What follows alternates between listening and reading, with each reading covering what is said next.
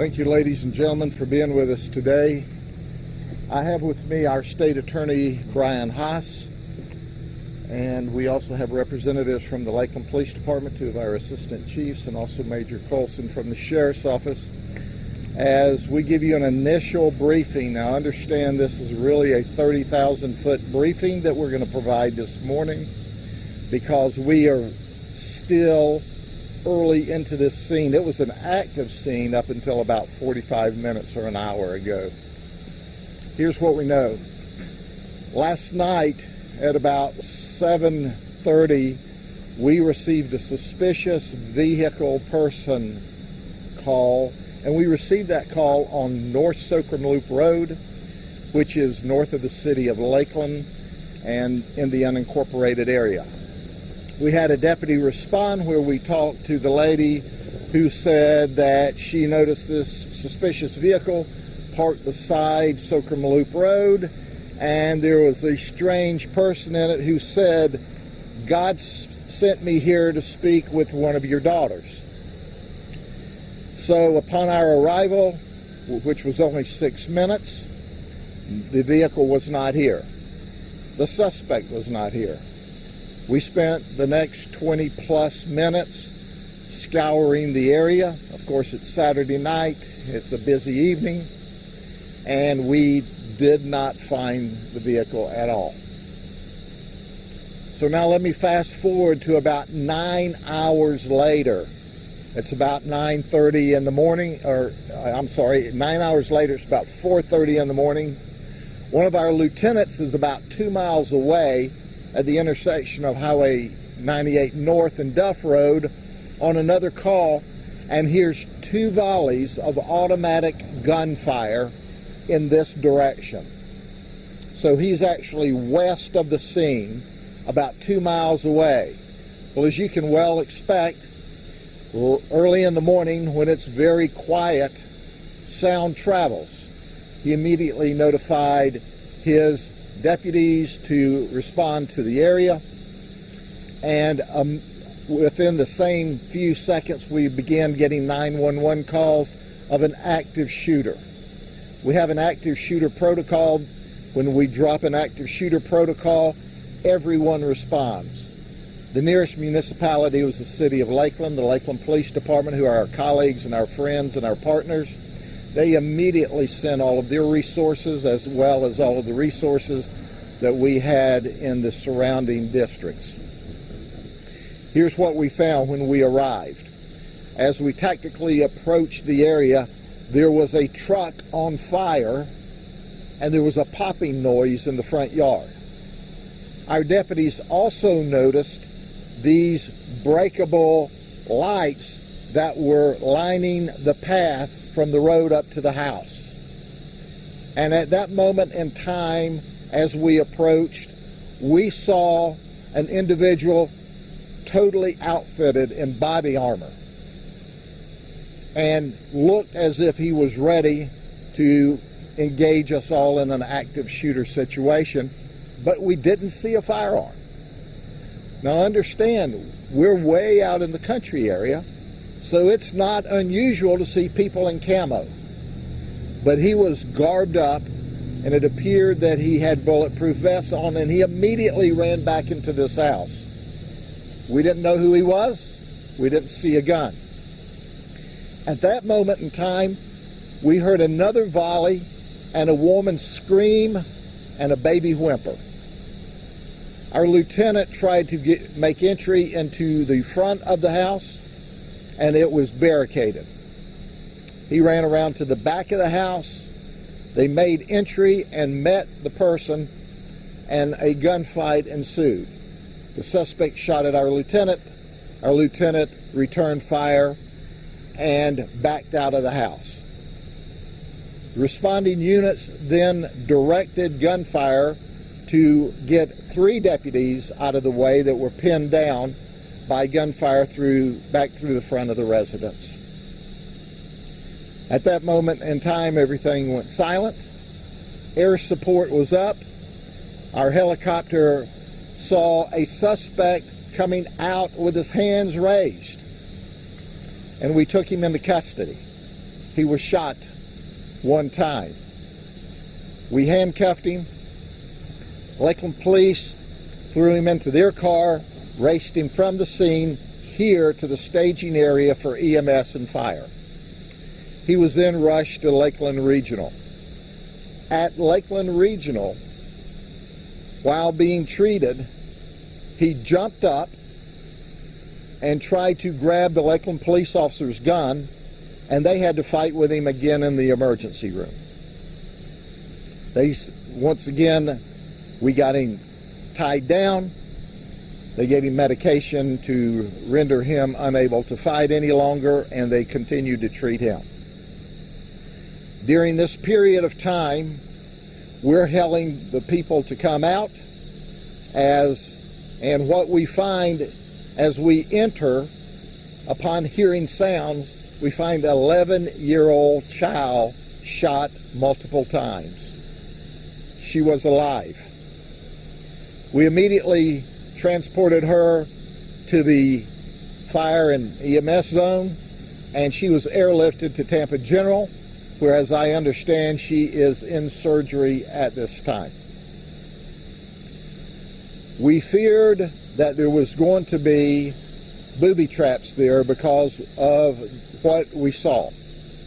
We looked into what we now believe to be the suspect's truck, and we'll be able to give you more details on that later on, but he had everything down to blood stop kits, first aid kits, and he was ready for battle. Now he's in custody. We've gotten the 11-year-old. She looks our deputies in the eye and said, "There's 3 more dead people in the house." We made entry, first with our robots to make sure there were no explosive devices. And in the house, in the main house, we discovered a man, a woman, and an infant in the mother's arms, all shot to death. We went to the house directly behind and found another lady shot to death. This man killed 4 people this morning, tried to kill our deputies, and then gave up. When he came out of the house, the first time we didn't see a gun, he shot at us from inside the house. When he exited the house the second time, he had his hands in the air and he gave up. He made statements that whenever he came out to the officers that transported him to the ambulance, "You know why I did this?" That was his statement. He said there's 3 in the house. He was driving a vehicle with a Marine Corps Florida license plate, but he described himself as a survivalist. And then he said, "I'm taking meth." Now, for those of you maybe around the country that aren't familiar with it, we've got a few legislators, fortunately just a very few, that think drugs are a low-level, nonviolent crime. And I know there's people from around the country, especially the West Coast, that think drugs are low-level, nonviolent drugs, and they're really not harmful. Well, this guy admitted to us he was taking those drugs before he went on this active shooter rampage, killing what we know to be 4 people right now. We are still looking for a 5th child, about 10 or 11 years of age. We don't see any evidence at this point in our early investigation that the child's here, and our hopes and prayers are that the child will spend the night with a friend or a relative someplace else. The information I give you is absolutely preliminary and it's subject to change as the investigation begins, but I can tell you there were at least dozens, if not hundreds, of rounds fired this morning between our suspect and our deputies who were directing fire back at him to try to stop him from shooting at us. It was a tough situation, and it entailed at least 2 shootouts in close order with a suspect. As I'm told, he will be treated and released from the hospital, and obviously he'll be booked into the jail. Our detectives and crime scene are working on the charges, as you can well expect what they are.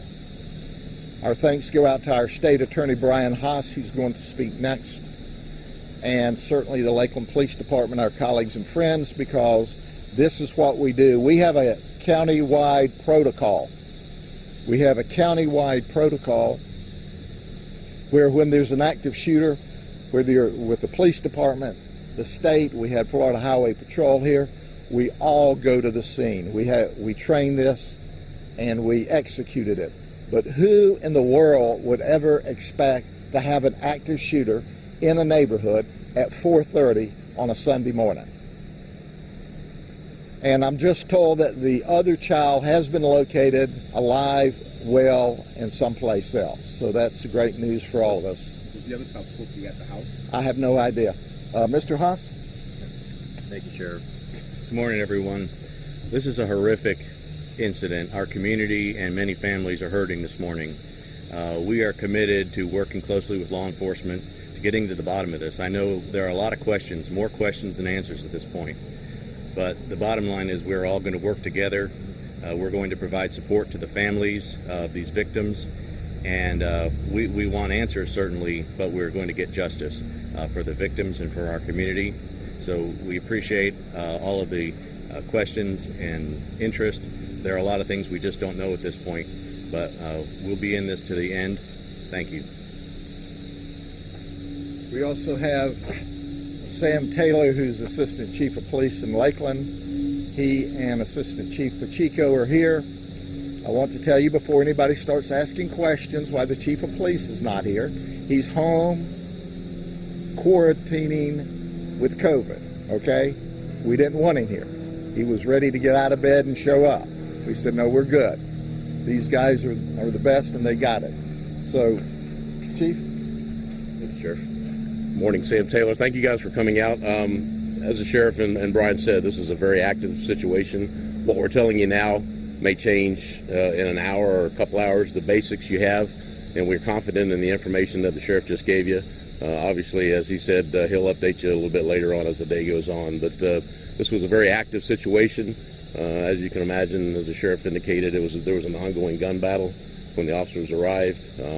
We had some of our officers that helped the Sheriff, deputies that were here, and also got involved with the gentleman again at the ER, where he tried to grab one of the officers' guns as well. So, but we do have him in custody, and as I said, we'll update you guys as more information becomes available. But thank you for coming out. Sure. We'll be more than happy to entertain any of your questions, but quite frankly, we've told you everything that we know at this early point in the investigation. As you know, there's not many agencies that provide this level of transparency within just a few hours of the event. We take our chances telling you that anything we've told you is subject to change, but if you want to try a few questions, I'll either answer them or I won't. Has the suspect been identified? Yes, he has been identified, and I won't answer that at this time. We'll release it later on, okay? Probably at the next press conference. And he's not connected to any of these people? That's a good question. At this early point of the investigation, we don't know how he ended up there or why he ended up there, but he showed up twice within 9 hours. So we just don't know. And was that the same house that he said he was looking for some door? It was the same exact house that he showed up at 9 hours earlier.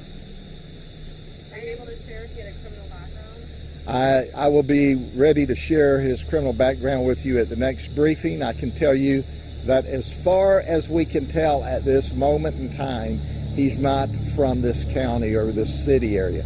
That's subject to change too. That's part of the issue here. We're still trying to run to ground who this guy really is, and we will certainly release the information and I'll probably meet with you depending on how quickly we are able to run that information to ground. As soon as I do, you'll know about it. And when he came out with his hands up, did any gunfire transpire between after he put his hands up? No, absolutely not. He came out with his hands up, and that's why there was no further gunfire. It would have been nice if he'd have come out with a gun, and then we'd have been able to read a newspaper through him, and we'd have had a different conversation here this morning. But when someone chooses to give up, we take them into custody peacefully. If he'd given us the opportunity, we'd have shot him up a lot. But he didn't, because he was a coward. You see, it's easy to shoot innocent children and babies and people in the middle of the night when you got the gun and they don't. But he was not much of a man. And all of those people were in that one, it was just one house that was split. Two houses. Two houses. Is the 11-year-old the only one that survived? The 11-year-old is alive and I understand doing well. She was conversing with our detectives at Tampa General, and I can add that Tampa General is simply the best trauma center any place in the nation. We've got a great one in Lakeland, but because she was a juvenile, she was taken to Tampa, which is only about 35 miles from here, but she's in the best care she can possibly get at Tampa General. Sheriff, you said that when that lady made the call, he said to her that he wanted to speak to one of her daughters. Was she one of the victims? We don't know who her daughters is. We still don't know that. It's just too early in the conversation. But he immediately left, and for 9 hours was gone. And at the end of the day, this is going to be more information that we can roll out to you. I don't know that we'll have those details in our next briefing or not, but we'll keep you up to date. Can you give us some context for this area? So close to schools, residential, is this a safe place? Oh, this is God's country up in here. Our crime rate in this county is at a 49-year low. Crime's never been this low. You've never been as safe as you are right now. But when you get a nut job like this, statistical data makes no difference. I mean, this guy was wired up on dope, on meth. You know what those people think is low-level nonviolent meth? Here's your sign. Today, again, and he came here for a gun battle. We don't know why. We're going to find out, and when we do, we'll tell you. Do you suspect that there might be more houses or more victims? Not at this time. We believe that we have identified all of the victims, and we are still looking for witnesses, but quite frankly, it's not over till it's over. And we are really fresh into this, and like I said, we did not have this secure and safe enough for detectives and crime scene until maybe an hour ago. So this briefing is really soon, and we've got a lot of work to do. All right? What's the street intersection of the home? I'm not sure what the nearest intersection is. It's just about 3/4 of a mile, maybe a half a mile north here. And once we get everything settled down, we will move y'all closer, but not right now because it's still very busy. And how many people were shot in both of their houses? 3 in one house, 1 in the other house. And they are one house behind the other. Okay. And I'm not sure of their relationship or if they're related. Are they two separate properties? It is one property, and there's at least 3 homes on the property. And just to be clear, what time did the activity start? I know you said it was About 4:30, I think 4:22 was when Lieutenant Tompkins first heard the volley of what sounded like fully automatic gunfire. Okay? Understand this. Crazy people